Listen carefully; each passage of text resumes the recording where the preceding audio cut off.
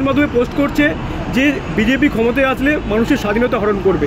এটা দেখুন, আজকে এই ধরনের যে মিথ্যাচার মমতা ব্যানার্জি আপনি শুরু করেছেন, দেখলেন তো আজকে রাহুল গান্ধীর কি হলো, আজকে তেজস্বী যাদবের কি হলো, দেখলেন তো, মুখ থুবড়ে পড়লেন। তারপরেও লজ্জা নেই আপনাদের, মিথ্যাচার করছেন, মানুষকে ভুল বোঝাচ্ছেন।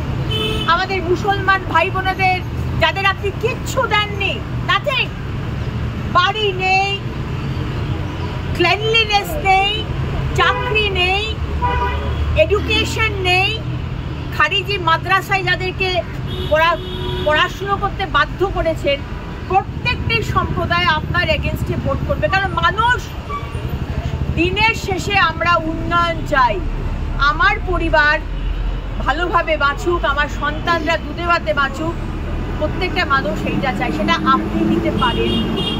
এখন আপনি বলছেন দুর্গাপুরে আজকে ঘোষণা করছেন কোটি কোটি টাকার নাকি বিনিয়োগ হবে। 15 বছর কি করছিলেন? পশ্চিম বর্ধমানের মানুষ বারবার আপনার কাছে দামোদর নদীর ওপর ব্রিজ চেয়েছিল, আপনি ব্রিজ দিতে পারেননি। আপনি মানুষের কর্মসংস্থান দিতে পারেননি। গিয়ে দেখুন আসানসোল দক্ষিণে, গিয়ে দেখুন আসানসোল জেলায় এখনো মানুষ, হাজার হাজার লক্ষ লক্ষ মানুষ মাটির বাড়িতে থাকে। তাই উন্নয়নের ওপরেই ভোট হয়েছে, SIR এর ওপরেই ভোট হয়েছে। বিহারের মানুষ যেরকম জবাব দিয়েছে, পশ্চিমবঙ্গের মানুষও